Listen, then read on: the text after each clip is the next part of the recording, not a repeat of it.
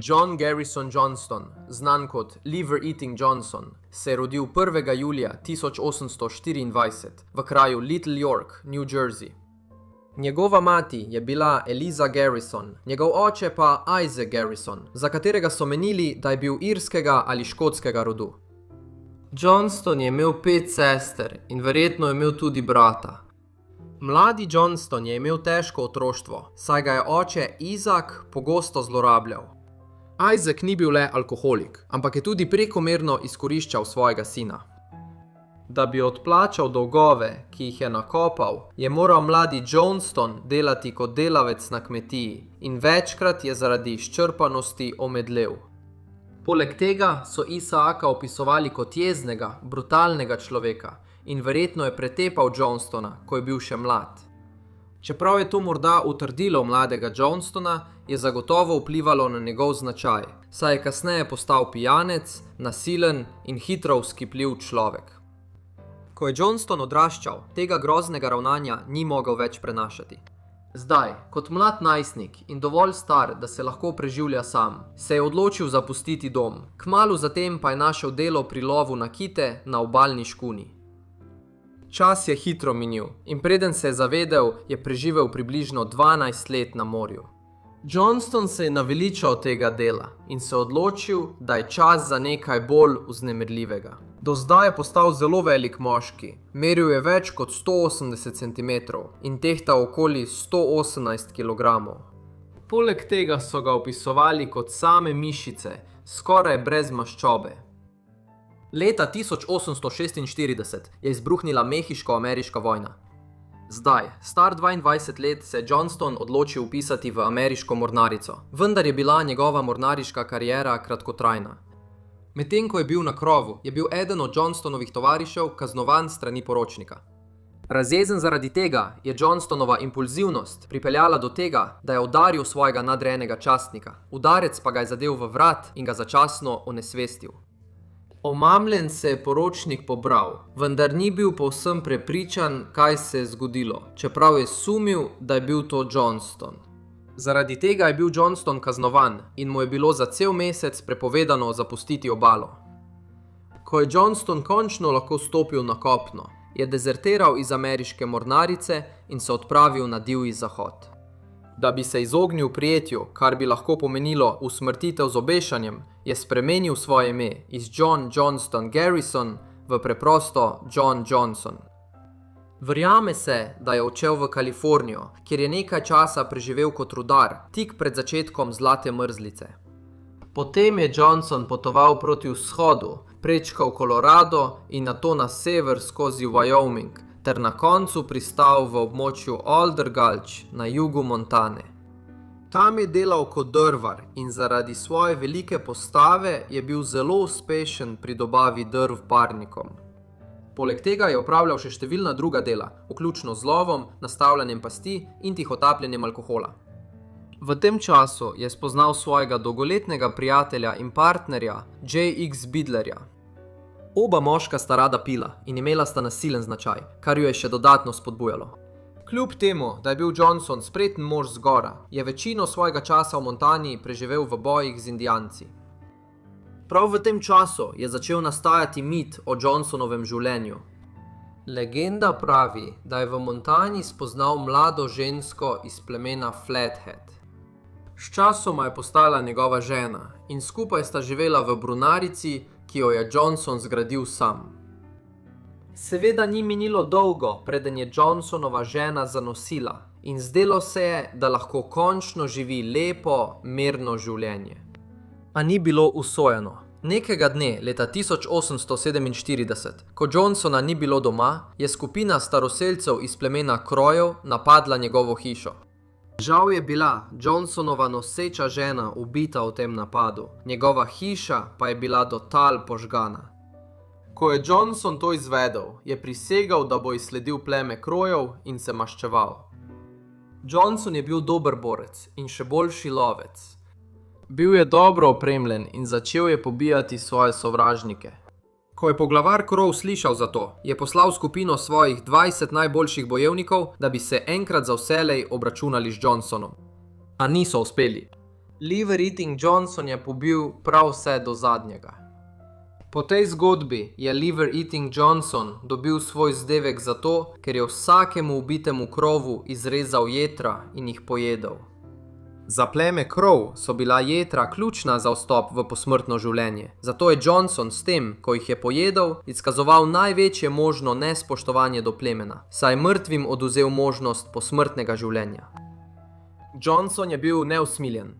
Da bi maščeval smrt svoje pokojne žene, naj bi ubil več kot 300 pripadnikov plemena krov. Do zdaj njegov sloves zrasel do te mere, da so se indijanska plemena prestrašila že ob omembi njegovega imena. Vendar je bila Johnsonova maščevalna vojna proti Vranam prekinjena, ko so ga ugrabili Indijanci iz plemena črnonožcev. Ker so vedeli, da bi pripadniki plemena Vran zanj dobro plačali, so ga zvezali z usnjenimi trakovi in ga slekli do pasu, dokler se ne bi srečali s kupci. Vendar je pleme črnonožcev močno podcenilo sposobnosti jetrajedca Johnsona, saj so za stražo njegovega tipija določili le eno osebo. Ni trajalo dolgo, da se je Johnson osvobodil usnjenih trakov in onesvestil stražarja. Potem se je hitro prebil iz tabora črnonožcev in pobegnil v gozd. Govorilo se je celo, da je bil tako lačen, da je odrezal eno od stražarjevih nog in jo pojedel med pobegom. Presenetljivo je, Johnson med begom pred plemenom črnonožcev naletel na svojega starega partnerja, ki mu je pomagal najti pot domov. Po pripovedi naj bi približno 25 let po smrti svoje žene jetrajedec Johnson končno sklenil mir s plemenom Vran. Verjame se, da je bil ta dogovor posledica naraščajoče nevarnosti zaradi ameriških mejnih vojn in vse večjega nasilja med indijanskimi plemeni. Kljub temu je bila ta priljubljena zgodba o Johnsonovi ženi, njegovem maščevanju in njegovem razburljivem pobegu v resnici mit. Za to zgodbo ni pravih dokazov. Johnson pa je večkrat izjavil, da ni resnična. Odločno je trdil, da nikoli ni imel žene. Očitno je zgodba nastala, ko je spremljal Indijanko do mejne postojanke. Ob prihodu je trdila, da sta mož in žena, da bi ga zaščitila pred nadlegovanjem. Poleg tega, v njegovem vojaškem dosjeju ni nobene omembe osebne vojne proti plemenu Vran. V resnici je bil večinoma v dobrih odnosih s plemenom Vran. Eden od virov celo trdi, da so ga zaradi spoštovanja imenovali za poglavarja naroda Vran. Čeprav je Johnson priznal, da je ubil nekaj bojevnikov iz plemena Vran, je bilo vse to v samoobrambi. Ob izbruhu državljanske vojne se je Johnson odločil, da se vpiše v vojsko Unije in se pridružil prvi diviziji 2. koloradske konjenice 4. brigadi Chetty H kot izvidnik. Takrat je bil star 39 let. Tudi tokrat je bil Johnsonov čas v oboroženih silah kratkotrajen. Po samo 5 dneh je dezertiral iz vojske in ves zasluženi denar zapravil za viski.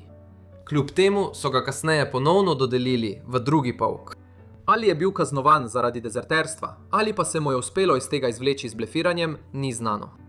V vsakem primeru se je Johnson oktobra 1864 boril v bitki pri Westportu, kjer je bil ustreljen v nogo in ramo.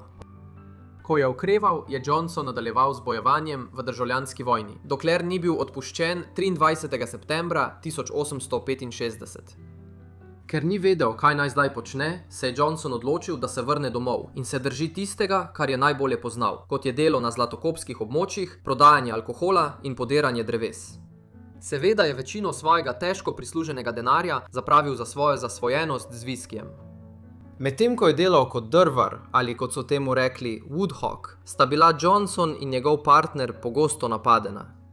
Drvarjenje je bilo vedno nevarno, toda ker sta taborila v samem središču dežele Siouxev, so mnogi verjeli, da sta si podpisala smrtno obsodbo.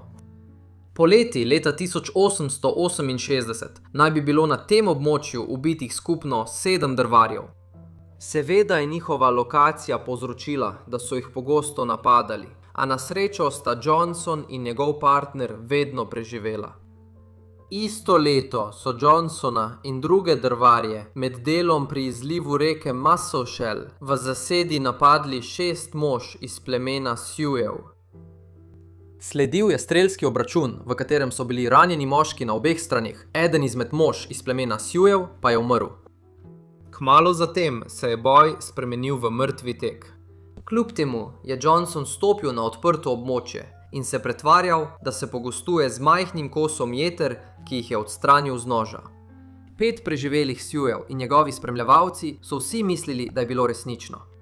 Tukaj dobil zdevek Liver Eating Johnson. Poleg sekanja lesa za parnike je Johnson lovil in nastavljal pasti znotraj ozemlja Siouxev.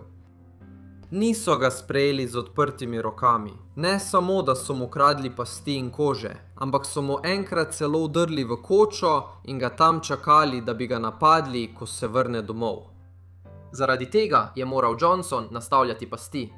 To je vključevalo zastrupljeno meso in majhen tunel pod njegovo kočo. Kočo, če bi ga napadli. Ko je Johnson ugotovil, da je nekaj narobe, se je splazil v svoj tunel in streljal na staroselce izpod talnih desk. Johnson je uspeval v takem življenju traperja in je tako živel vse do svojih 40 let. Sodeloval je v vsakem večjem boju in celo postal izvidnik za generala Milesa. Vendar so bila njegova časi tihotapljenja alkohola zdaj že mimo. Poznal je nevarnosti prodaje viskija in njegova starost je pomenila, da so bila tveganja preprosto prevelika. Leta je v tem poslu dobro zaslužil, še posebej zato, ker je bil dovolj drzen, da je potoval skozi območje Whoop Up, ki je veljalo za eno najbolj nevarnih in sovražnih območij za belca. Držal se je varnejšega dela in nekaj časa vodil izlete v gore na jugu Montane. Prav tako je nadaljeval s svojimi običajnimi navadami lova in nastavljanja pasti. Čeprav se je za nekaj časa lotil tudi poslovnega podviga, saj je ustanovil linijo poštnih kočij. V 80. letih 19. stoletja je postal mož postave v Colsonu, mestu v Marshallu v Red Lodgeu v Montani. Vendar je bilo delo nezanimivo, zato se je odločil pridružiti predstavi Divjega zahoda. Tudi to, ker je na pot ni trajala dolgo. Navedeno je bilo, da je Johnson sovražil Billa Coldija. Prav tako ni bil zadovoljen s svojo plačo, zato je Johnson odnehal in se vrnil v Colson. Naveličan družbe drugih ljudi in željan mirnega življenja v samoti si je v gozdu zgradil kočo, kjer je nameraval preživeti preostanek svojih dni. Vendar pa je kmalu postal mestni šerif, na tem položaju pa je ostal vse do upokojitve leta 1894. V mestu je živel še nekaj let, dokler ga decembra 1899 niso namestili v bolnišnico za veterane v Santa Monici v Kaliforniji. Umrl je le mesec dni kasneje, 21. januarja 1900. John Johnson je bil pokopan na veteranskem pokopališču v Los Angelesu. Vendar so po pogajanjih in kampanji, ki jo je junija 1974 vodila skupina mladih študentov, Johnsonove posmrtne ostanke preselili v Old Trail Town v Colbyu v Wyomingu. Mesto je le 65 milj oddaljeno od njegove nekdanje koče v Red Lodgeu in je bilo eno njegovih najljubših krajev. Leta 1972 je izšel film, ki temelji na knjigi Roberta Bunkerja Crow Killer, The Saga of Liver Eating Johnson. Film se je imenoval Jeremiah Johnson in v njem je igral Robert Redford. Tako knjiga kot film sta ohlapno osnovana na njegovem življenju in se razlikujeta od resnične zgodbe. Hvala vsem, ker ste si ogledali ta video o Johnu Johnsonu oziroma Liver Eating Johnsonu. Upam, da ste uživali. Če ste, mi spodaj pustite všeček in če imate kakršnekoli predloge, mi pošljite e-pošto ali pustite komentar. To je vse z moje strani, zato se vidimo v naslednji epizodi Forgotten Lives. Hvala.